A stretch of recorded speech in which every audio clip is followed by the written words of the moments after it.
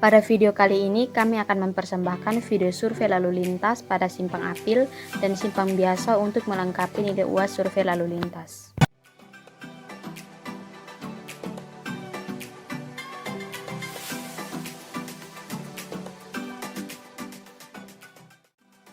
Lokasi survei yang kami ambil untuk simpang Apil yang terletak di Jalan Jenderal Soeharto, Nyakoten 2, Kecamatan Kota Raja, Kota Kupang, NTT, tepatnya di Monumen HKSN, dan untuk simpang biasa terletak di Jalan Palapan, Nyakoten 2, Kecamatan Kota Raja, Kota Kupang, NTT.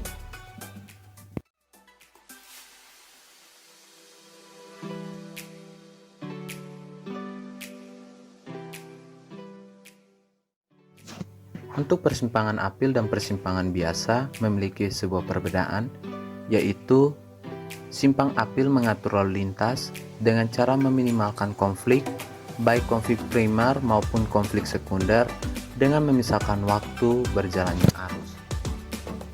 Simpang Apil juga digunakan untuk tujuan mempertahankan kapasitas persimpangan pada jam puncak dan mengurangi kecelakaan akibat tabrakan antara kendaraan dari arah yang berlawanan. Sedangkan untuk persimpangan biasa adalah area pada suatu wilayah yang menjadi tempat bertemunya dua ruas jalan atau lebih.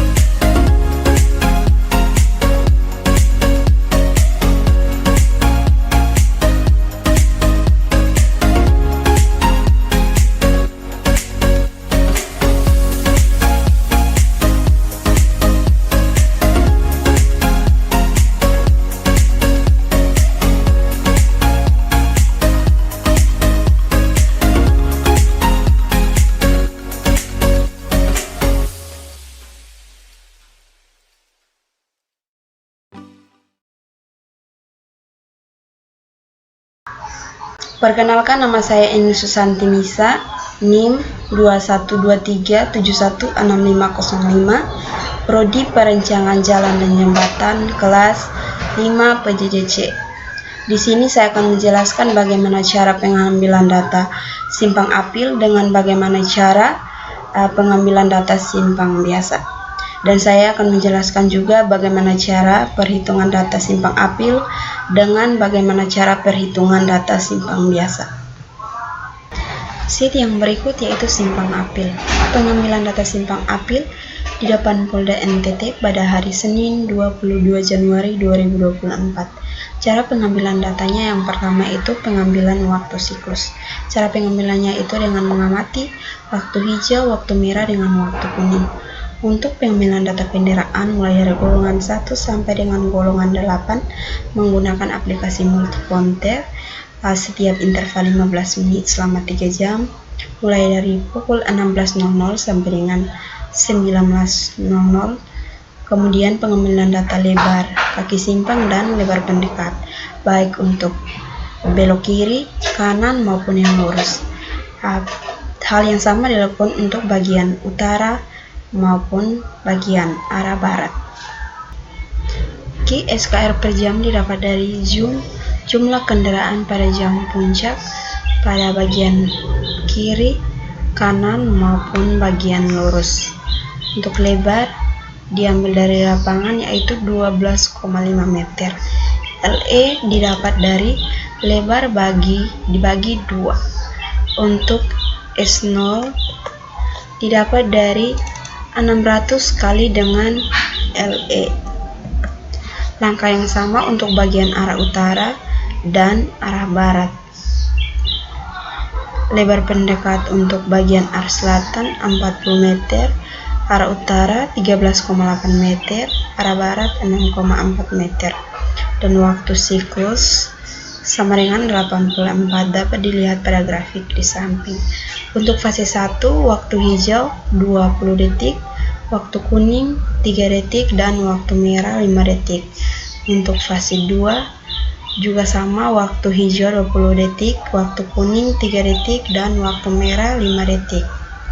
Untuk fase ketiga, waktu hijau 20 detik, waktu kuning 3 detik, dan waktu merah 5 detik. Jadi jumlah waktu siklusnya sama dengan 84.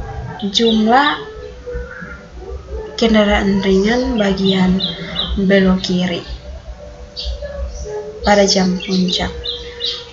Untuk kendaraan per jam bagian lurus didapat dari sum kendaraan ringan bagian lurus pada jam puncak. Untuk belok kanan, sum kendaraan ringan pada jam puncak di bagian belok kanan. Terhitung SKR per jam didapat dari kendaraan per jam dikali dengan EKRP.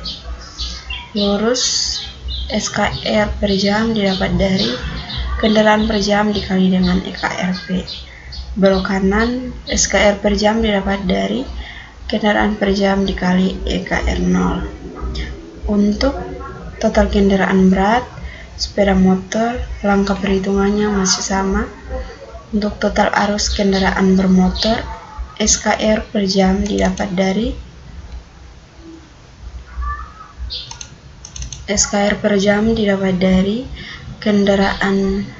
total kendaraan ringan belok kiri, SKR per jam ditambah total kendaraan berat belok kiri ditambah dengan sepeda motor belok kiri pada jam puncak. Untuk SKR per jam pada bagian lurus dengan bagian belok kanan, langkah perhitungannya juga masih sama. Untuk bagian rasio belok kiri didapat dari arah belok kiri dibagi dengan total SKR per jam. Untuk rasio belok kanan, total arah belok kanan dibagi dengan total SKR per jam.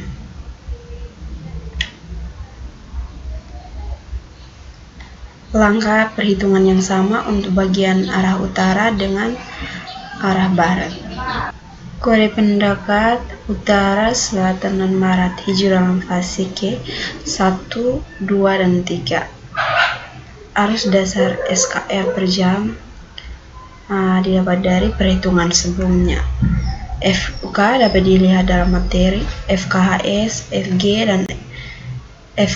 dan FG dapat dilihat juga dalam materi.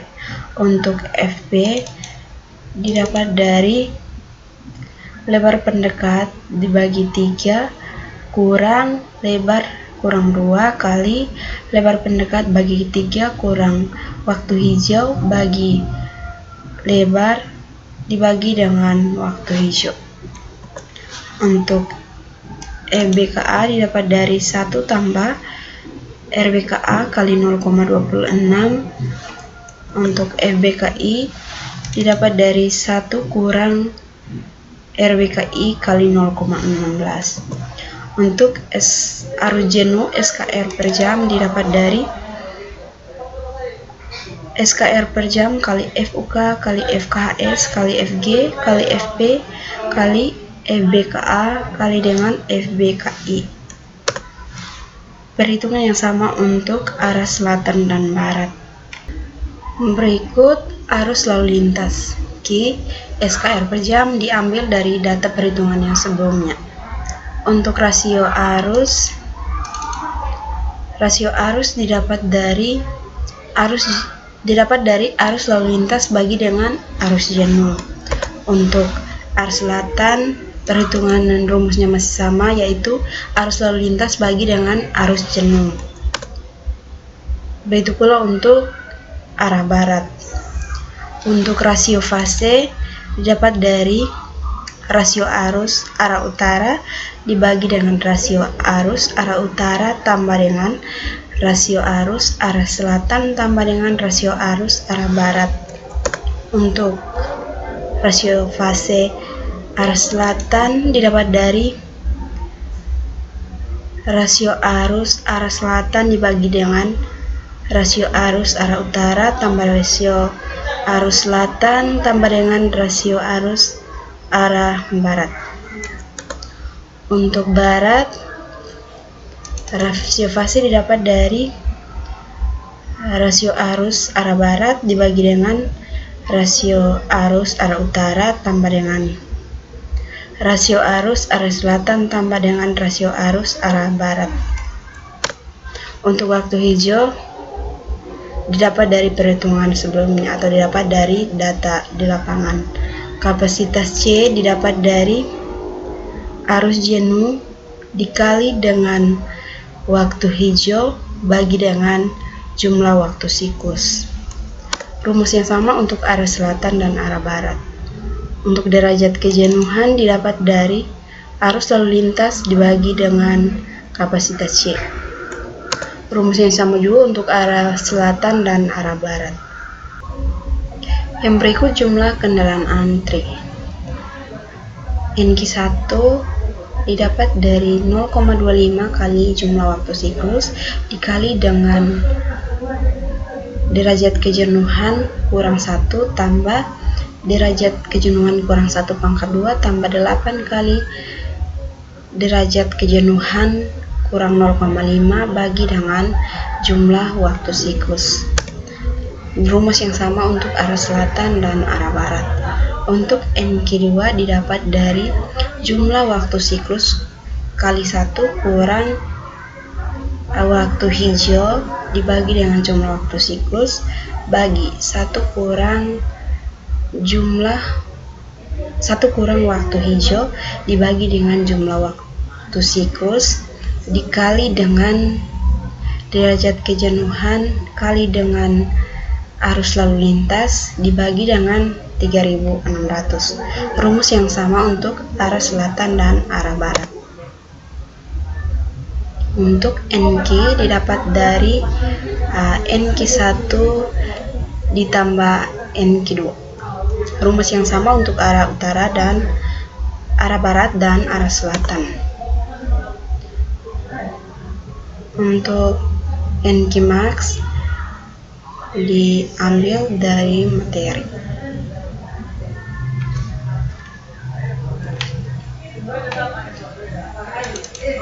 PA panjang antrian didapat dari NQ kali 20 bagi 6,25. Untuk rumus yang sama untuk arah selatan dan arah barat. Untuk rasio kendaraan terhenti didapat dari 0,9 kali NQ bagi dengan arus lalu lintas kali dengan jumlah waktu siklus kali dengan 3600. Rumus yang sama untuk arah selatan dan arah barat.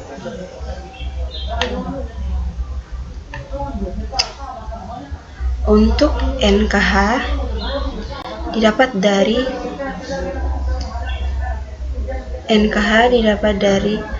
arus jenuh.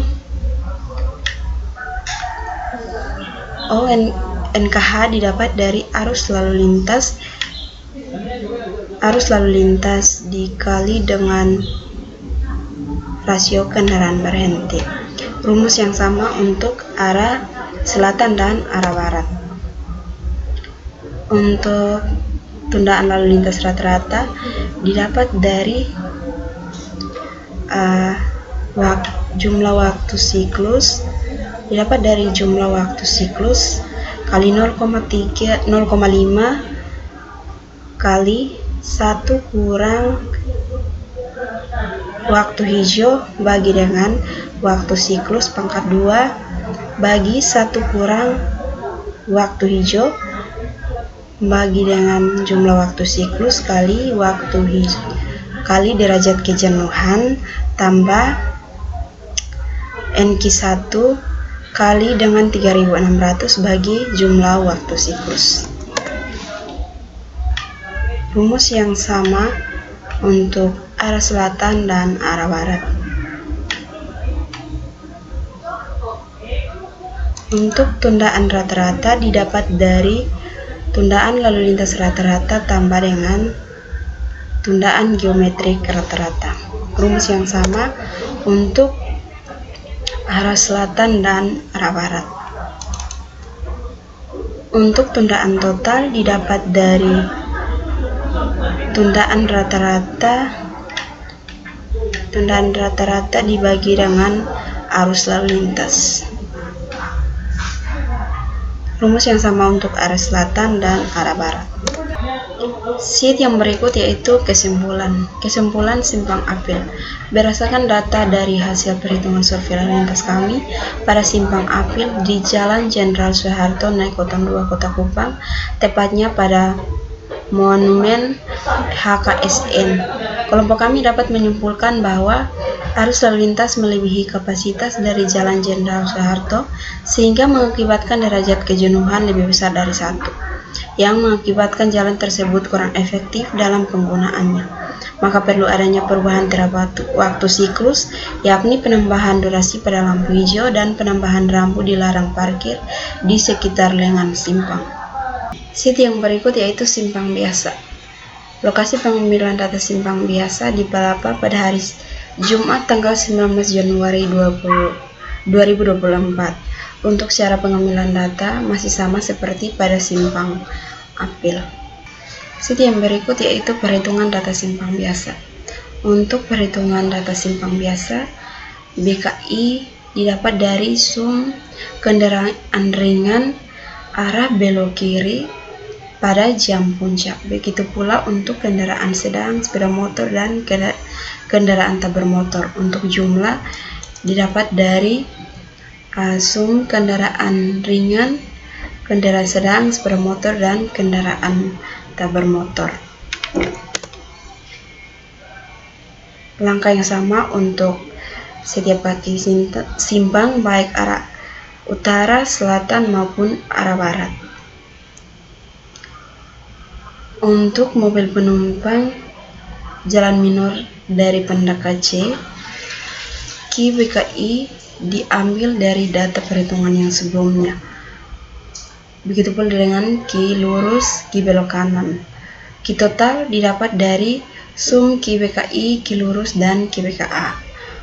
Untuk SMP per jam mobil penumpang didapat dari kendaraan per jam dikali dengan koefisien mobil penumpang.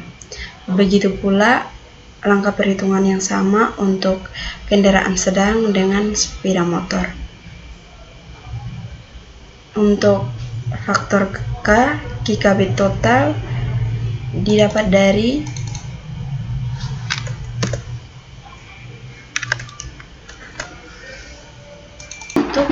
KKB total SMP per jam didapat dari sum dari SMP per jam mobil penumpang, kendaraan sedang, dan sepeda motor.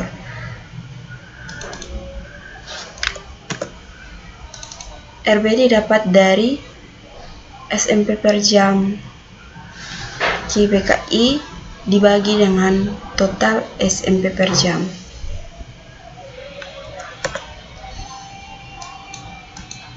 Rasio belok kanan didapat dari SMP per jam belok kanan dibagi dengan total KKB. Untuk KKTB didapat dari hasil perhitungan sebelumnya. Langkah perhitungan yang sama untuk jalan minor dari pendekatan A, B, dan D. Untuk total jalan minor KMI dapat dari langkah perhitungan yang masih sama untuk total jalan minor KMI.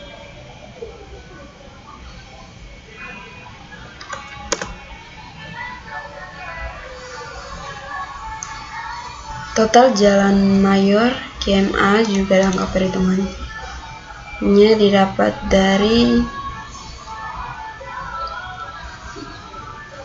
jumlah KBKI SMP per jam jalan pendekat C, A, B, dan D.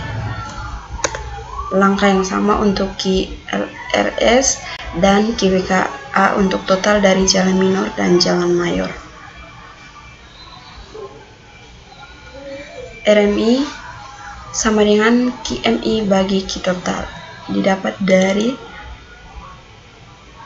total jalan minor bagi dengan total jalan mayor. Untuk RKTB didapat dari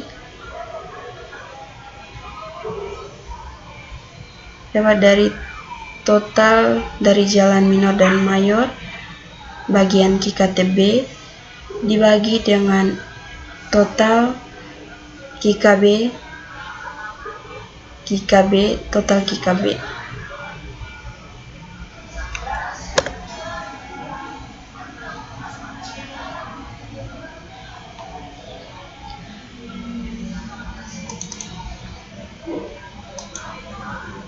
LA didapat dari lebar pendekat A dibagi 2. LC didapat dengan rumus yang sama. Untuk LAC didapat dari rata-rata dari LA dengan LC, sehingga LAC 4. Begitu pula dengan LB dan LD.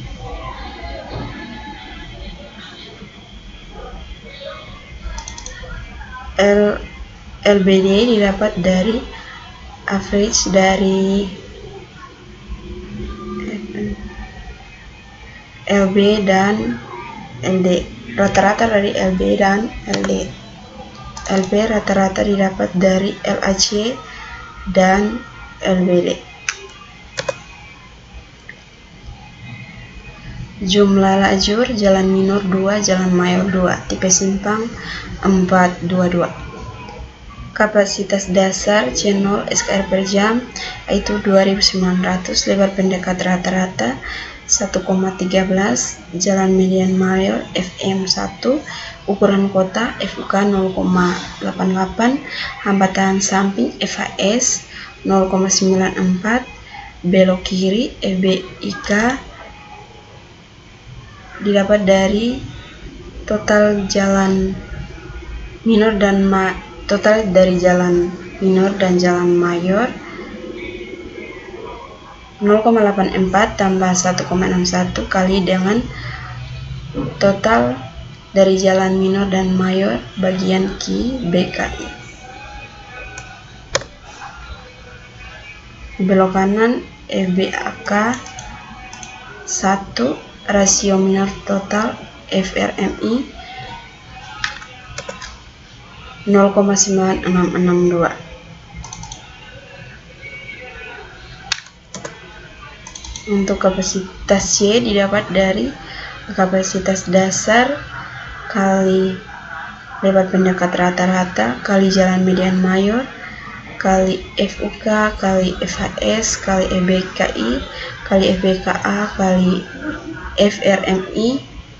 Yang berikut Ki total arus lalu lintas didapat dari Ki total yang dihitung pada langkah sebelumnya. Berikut derajat kejenuhan. Derajat kejenuhan didapat dari kapasitas bagi dengan Ki total. Untuk tundaan lalu lintas simpang didapat dari 1,0504 bagi 0,2742, 0,2042 kali dengan derajat kejenuhan kurang 1 kurang derajat kejenuhan pangkat 2. Untuk tundaan lalu lintas jalan mayor didapat dari 1,0503 bagi 0,346 kurang 0,246 kali derajat kejenuhan kurang 1 kurang derajat kejenuhan pangkat 1,8. Untuk tundaan lalu lintas jalan minor TLMI didapat dari Ki total kali tundaan lalu lintas simpang kurang total jalan mayor kali dengan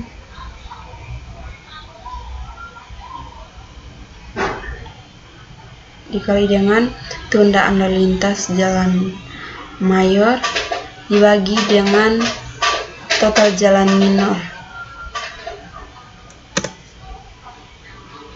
Untuk tundaan geometri didapat dari 1 kurang derajat kejenuhan kali 6 kali Ki total kali 3 kali 1 kurang Ki total tambah 4 kali derajat kejenuhan.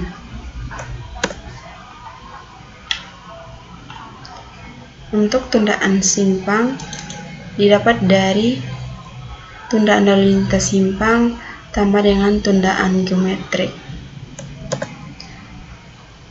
Kisaran peluang antrian PA 20 sampai 24 yaitu 40,2689 19,811.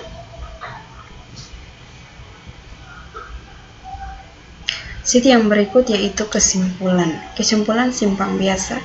Berdasarkan data dari hasil perhitungan survei lalu lintas kami pada simpang biasa di Jalan Palapan Nikotin 2 Kota Kupang, Nusa Tenggara Timur, kelompok kami dapat menyimpulkan bahwa arus lalu lintas total yang terjadi lebih kecil dibandingkan dengan kapasitas jalan, sehingga derajat kejenuhannya di bawah angka 1.